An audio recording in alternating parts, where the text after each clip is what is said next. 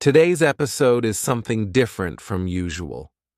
Today, I'm going to tell you my process for writing an episode of Bookish English. A process is the way something is done.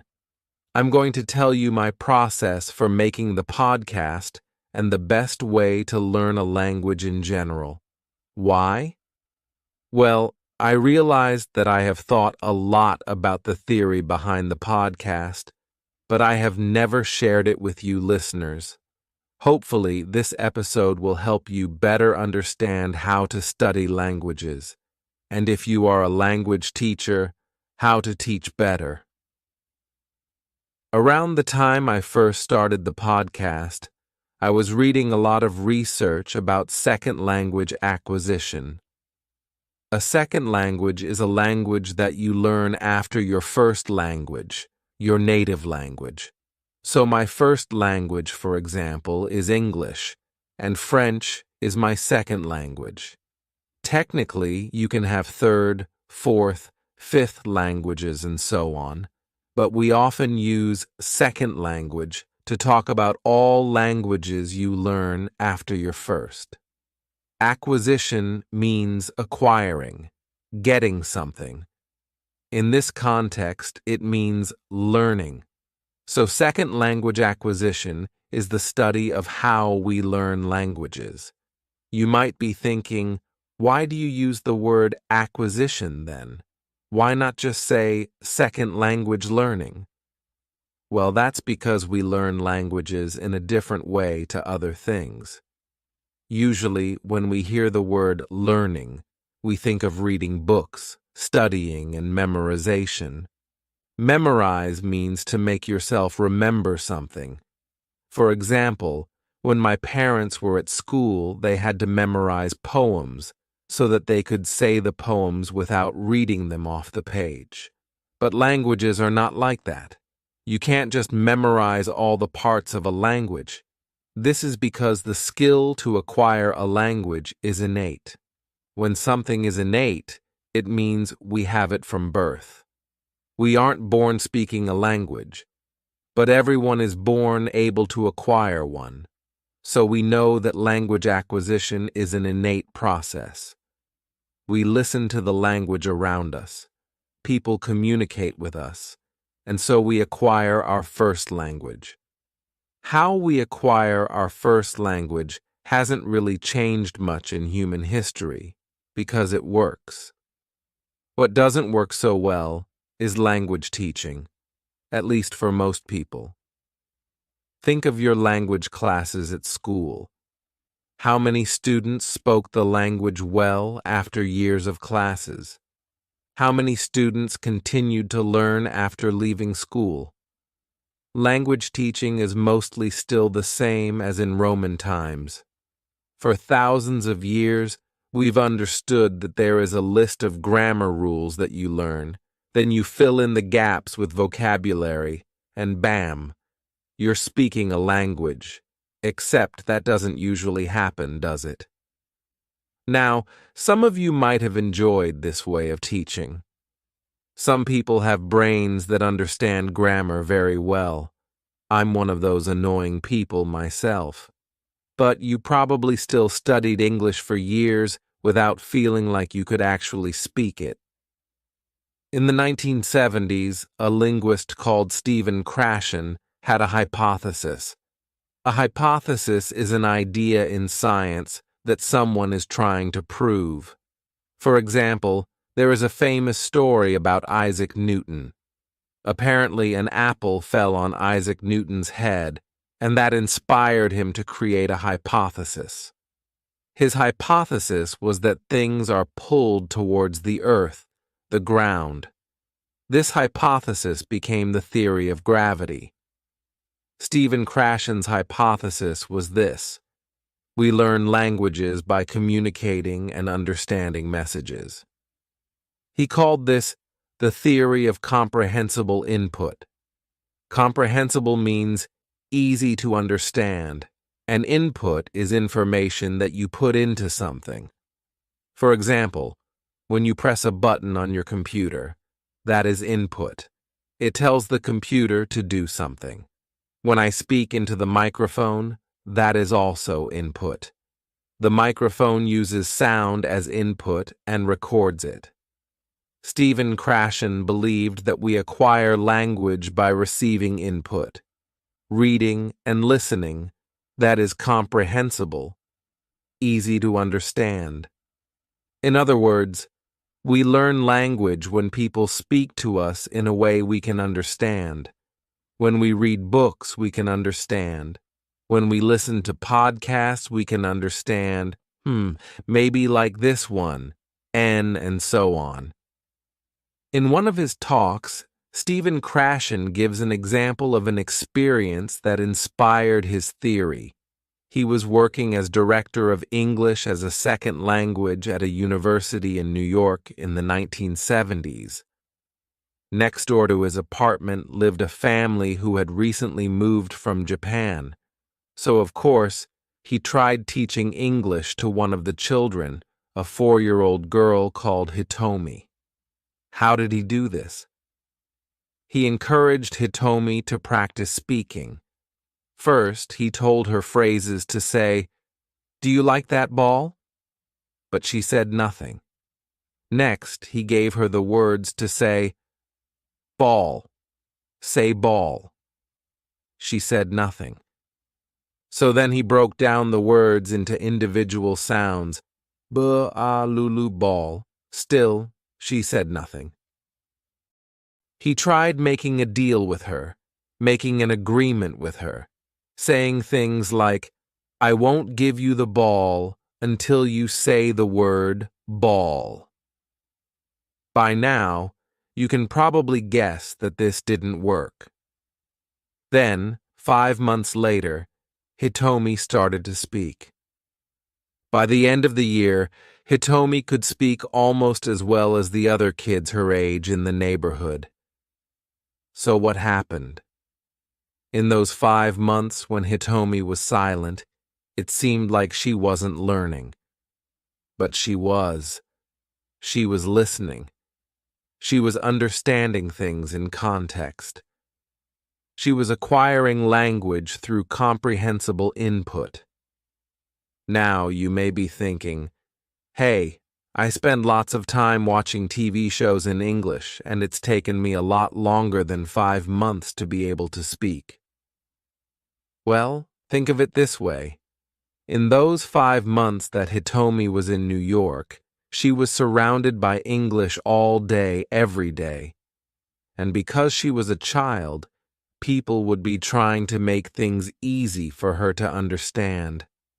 For those 5 months, that silent period, Hitomi wasn't speaking, but she was acquiring. And importantly, she was communicating.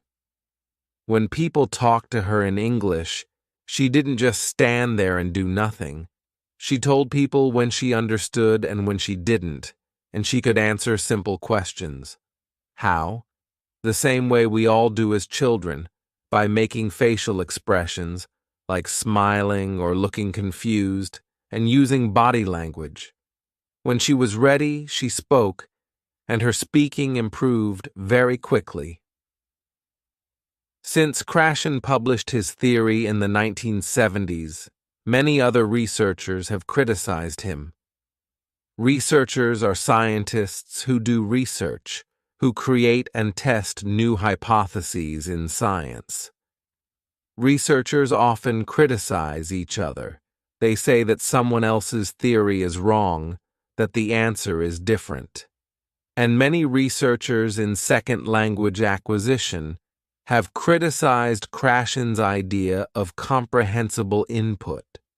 However, almost all second language acquisition researchers basically agree with Krashen. Often they call comprehensible input something different, or they consider it part of a wider idea, for example, implicit versus explicit learning. And there is a lot of research that supports Krashen's theory. In 2021, 2 researchers, Karen Lichtman and Bill Van Patten, said that comprehensible input is not a hypothesis, it is a fact. And I agree. While teaching, I've seen so many students who hate learning languages, who find it scary, who have spent years studying vocabulary lists, but still feel uncomfortable speaking to a native speaker. On the other hand, when I taught them using comprehensible input, stories, games, conversations, and so on, they started to change. They grew more confident, and they began to use the language without thinking about it. So when I started Bookish English, I used Krashen's theory to guide me. As I said earlier, other researchers have added ideas to Krashen's work, and there is lots of important research on second language acquisition that has happened since the 1970s. However, Krashen's theory is a great introduction to this topic, and I think it is the clearest way to talk about these ideas. If I was teaching this as a class in university, I would talk more about other researchers, but this really is an introduction to the topic. If you are interested and want to learn more, I've put more and more videos to my channel. Bookish English today's episode is quite scientific, so if you are finding it hard to follow, make sure to take lots of breaks. In fact, why not take a break now? Go get a cup of tea, go to the toilet, or get some food. I'll see you in a bit. Break. So, the theory of comprehensible input is made up of 5 hypotheses. I'm going to explain each of the 5 hypotheses. Then, I'll tell you how they helped me design Bookish English. The first hypothesis is the input hypothesis. The input hypothesis states, state is just a formal way of saying say. The input hypothesis states that people learn language when they understand input that is slightly above their current level, their level right now. You might remember in a previous episode I did, Why You Must Read English, already uploaded. I talked about reading books where you understand 98% of the words on the page. This is an example of the input hypothesis used practically. We learn best when we understand almost all of the text or audio, but there is a small part that is new. Often, we can figure out what the new thing means. We can understand or guess what the new thing means because of the context around it. The input hypothesis is often written as I plus 1. This is a mathematical way of understanding it.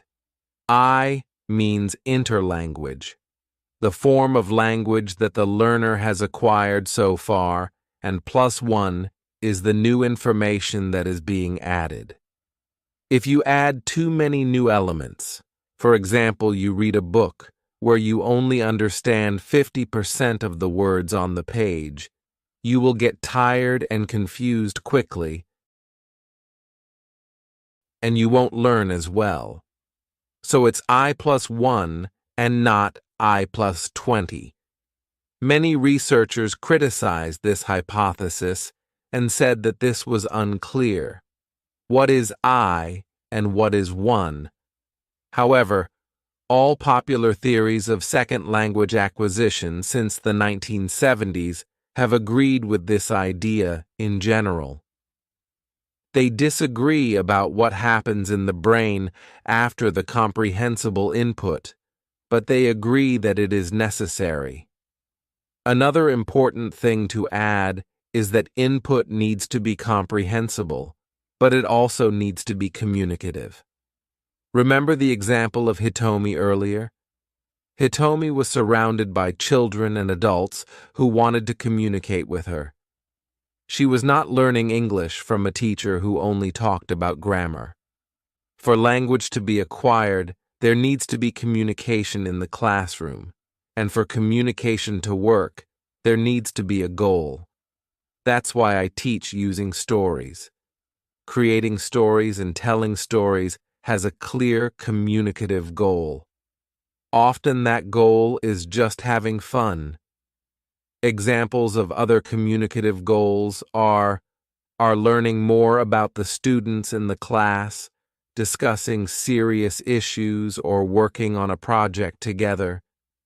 If you're learning by yourself, you might think that reading books and listening to podcasts isn't communication, but it is.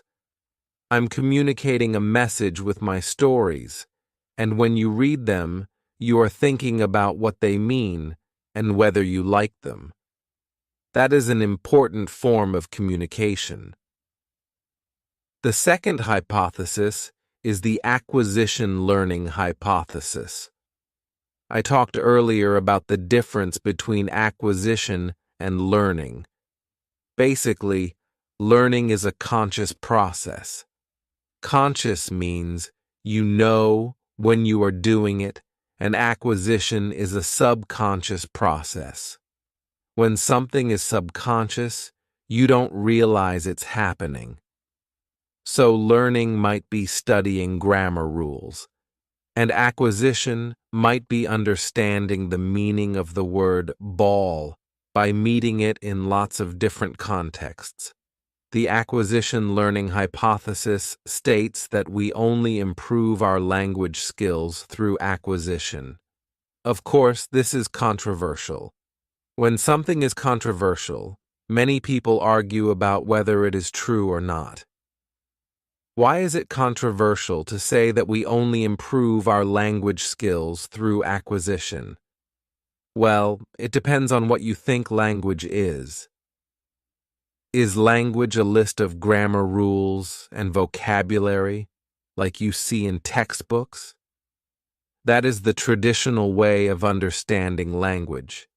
And if you think language is just a list of rules, then it is better to teach the rules, even when you are using comprehensible input as well. But there is plenty of research that shows that language is a lot more abstract than this.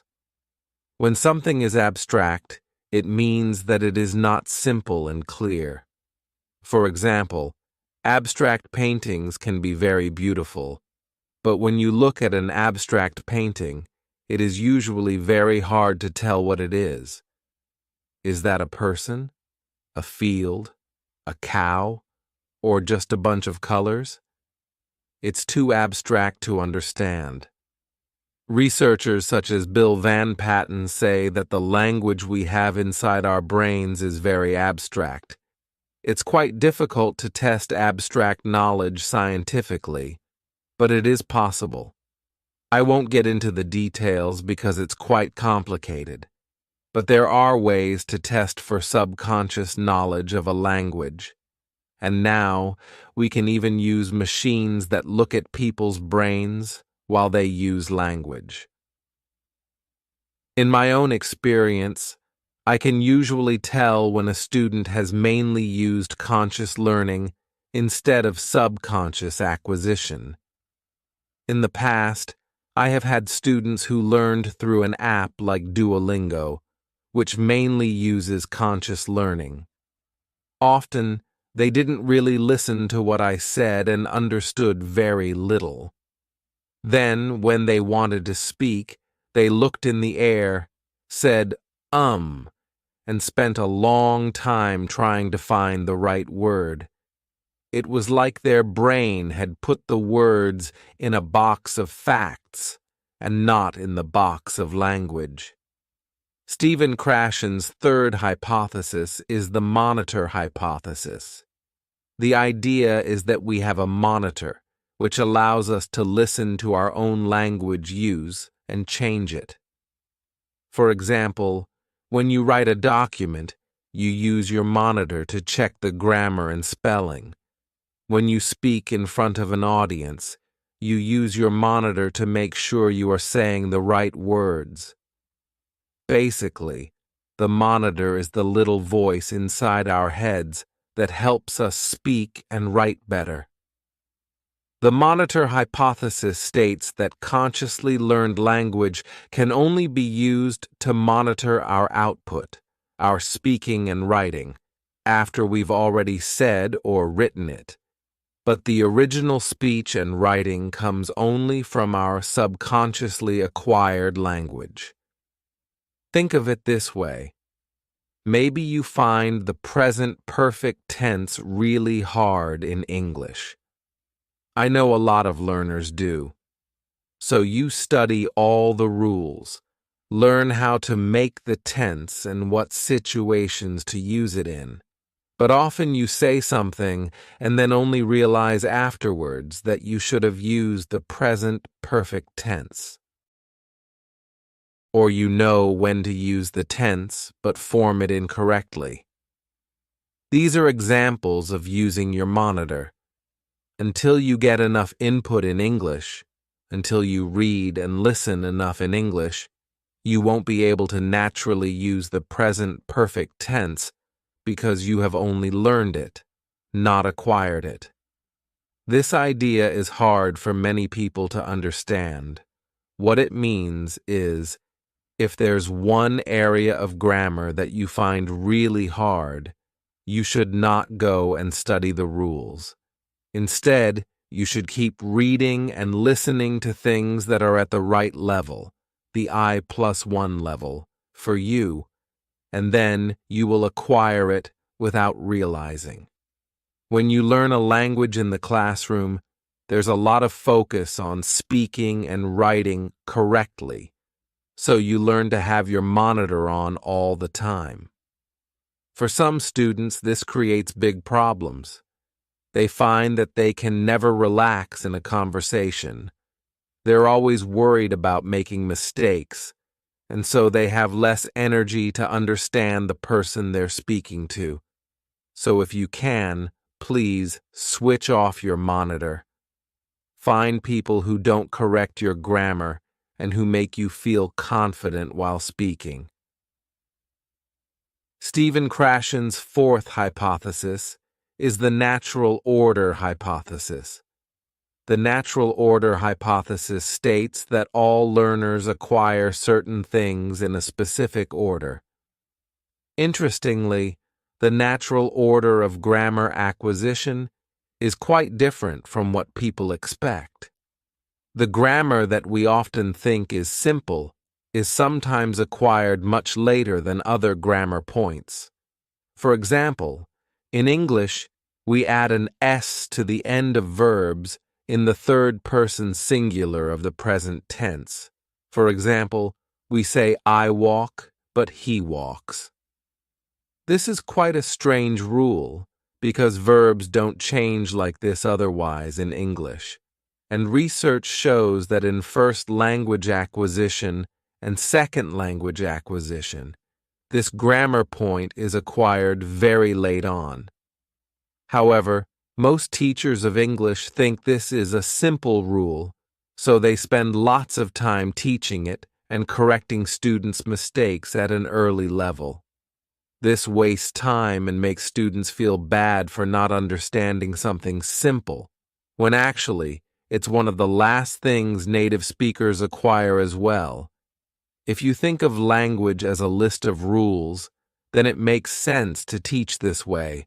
But if you believe that language is abstract, then this doesn't make sense. Since Krashen's original theory, research has shown that this idea is true and that actually there is a natural order for many parts of language. This is sometimes called ordered development. The order can change a bit, depending on your native language, but it mostly stays the same. Finally, Stephen Krashen's fifth hypothesis is the affective filter hypothesis. Affective with an A means related to feelings or emotions. A filter is something that you use to keep some things out, but take some things in. For example, you might use an air filter to keep some things in the air, like oxygen. Oxygen is very important for us to live. but to take out things like dead skin and pollen, which make the quality of the air worse. The effective filter hypothesis states that when a learner has negative emotions, bad feelings like anxiety, nervousness, or boredom, the negative emotions create a filter which makes acquiring language harder. If you're having fun while learning English and you feel relaxed, you're going to understand a lot more of the language. But if you're bored, hungry, or scared that you'll say something wrong, you'll understand less language. Those negative emotions create a filter that stops the language from coming in. Therefore, it is very important for language classes and language resources to create positive feelings. Correcting students for making mistakes, in my experience, mainly creates negative emotions. And over time, students can build up a strong, effective filter. I've had students who are so nervous that as soon as they don't understand one word, they panic, they get anxious, and then they cannot understand anything. So, these are the 5 hypotheses that make up Stephen Krashen's theory of comprehensible input. I'll just remind you of what they are, then we'll take a break. And when we come back, I'll explain how I use them to make bookish English. The 5 hypotheses are: 1. The input hypothesis, that we acquire language best when it is just a bit above our current level, or I+1. 2. The acquisition learning hypothesis, that subconsciously acquired language and consciously learned language are separate, and improvement comes only from acquisition. 3. The monitor hypothesis, that consciously learned language can only be used to monitor our output, our speaking and writing, and not to actually speak and write. 4. The natural order hypothesis, that all learners acquire language in a certain order. 5. And the effective filter hypothesis, that negative emotions can create a filter which makes acquiring language harder. That was a lot, huh? Your brain must be hurting now. So let's take another break. You could even go and sleep for a bit, or come back to this episode another day. Don't worry, I'll still be here. Break. In the past, when I taught English to groups, the issue always was, how do I make myself comprehensible to all these people? It's the same question I had when I started Bookish English. I already knew how to make my classes and my podcast fun. With stories, of course. This isn't an original idea of mine. There is a language teaching method called TPRS, Teaching Proficiency Through Reading and Storytelling, which uses storytelling and theater to teach languages. But when you teach in a real-life classroom, there are many ways to make yourself comprehensible. You can draw pictures, make gestures with your hands, and translate individual words. Plus, students can tell you when they don't understand, and then you can explain. Often, students come from similar language backgrounds, so you can use words you know they'll understand. For example, if I'm teaching Spanish students, I know they'll probably understand the word comprehensible because it's similar to the Spanish word comprensible. These words are called cognates, by the way. Another example of an English-Spanish cognate is nation and nación. But with a podcast, you can't use pictures or gestures. And I wanted the podcast to be useful for listeners around the world, so I didn't want to use the cognate method or translation. So I had two main ways to make myself comprehensible. I could explain the meanings of words and sometimes use sound to explain the meaning. That's why I decided to use 4 levels: beginner, pre-intermediate, intermediate, and advanced, to divide up the stories. Fortunately, there is a fantastic resource called English Profile, which tells you what words belong to what language level. They used data, information. They used data from English language exams around the world to decide which words were beginner words, which were intermediate words, and so on. They used the levels from the Common European Framework of Reference, or CEFR. You might have heard of the CEFR before. It has 6 levels: A1, A2, B1, B2, C1, and C2.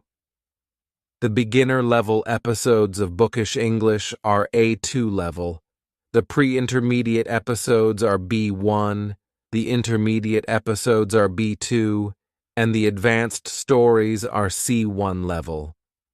I decided to not do A1 or C2 because A1 is very hard to teach without using translation, drawing pictures, and so on, and when you're at C2 level, you can usually start using resources that native speakers would use.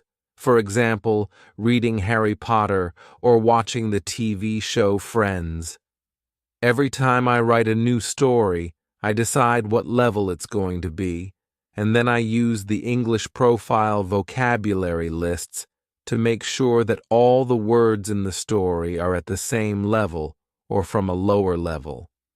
I also try to include around 10 new words, which I explain the meaning of at the start of the episode. These are always words from a higher level. So when I write a beginner level story, I try to only use A2 and A1 level words. But maybe I want to use the word smile, which is a B1 level word. Then I will make sure to introduce smile earlier in the episode and explain its meaning. This is following Stephen Krashen's input hypothesis, I+1.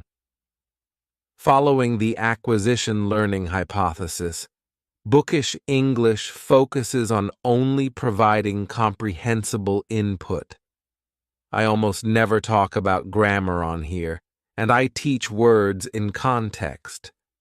The monitor hypothesis doesn't affect my podcast very much, as I can't stop you from using your monitor when you're speaking and writing. But my hope is that the easily comprehensible stories will help you relax over time and use your monitor less.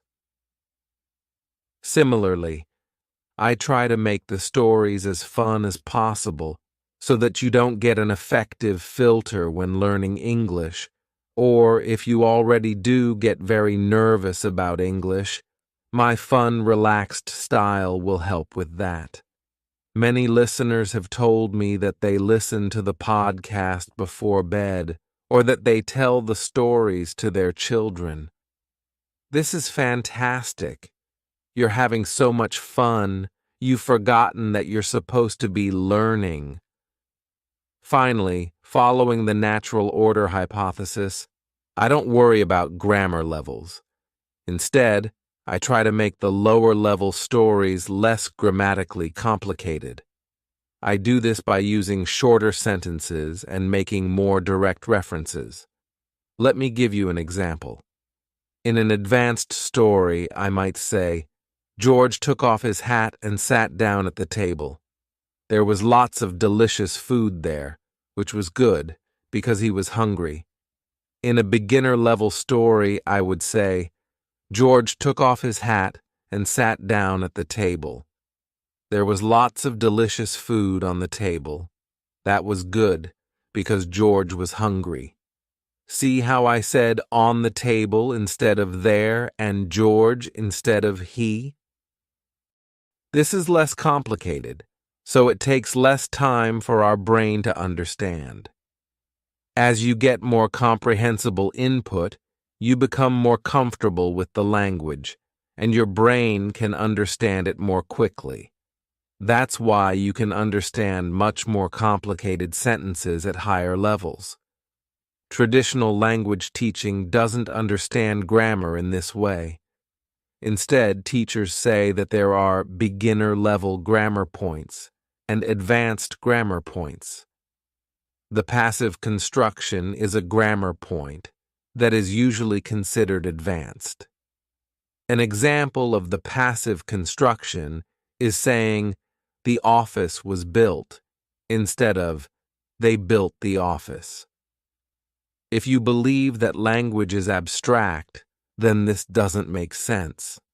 And this idea of grammar levels is terrible for communication and telling stories. For example, some language teachers only teach the present tense for the first year of classes because they think the past tense is more advanced than the present tense. So for a whole year, you can only talk about things happening right now. You can't talk about anything that happened in the past. I don't know about you, but I can't tell stories that way. Sometimes I need those advanced grammar points in my beginner-level stories. And to enjoy a story, you only need to understand the meaning of what is happening. If you don't know all the little pieces of grammar yet, that's fine. You will acquire them later after seeing the grammar enough times. Okay, this is all sounding quite abstract, so let me give an example. I'm going to give you 3 sentences. They are all talking about a similar idea, but they start with simple grammar and go up to advanced grammar. However, I have changed one of the words to a made-up word, a word that is not real. See if you can understand. I blonkied the cake and she arrived. I had just blonkied the cake when she arrived. She's already here, but don't worry. The cake has been blonkied. Did you understand the meaning of the first sentence better than the third? Maybe a bit, but you're still not sure what blonky means. But if I say, I cleaned up the cake and she arrived. I had just cleaned up the cake when she arrived. She's already here, but don't worry. The cake has been cleaned up.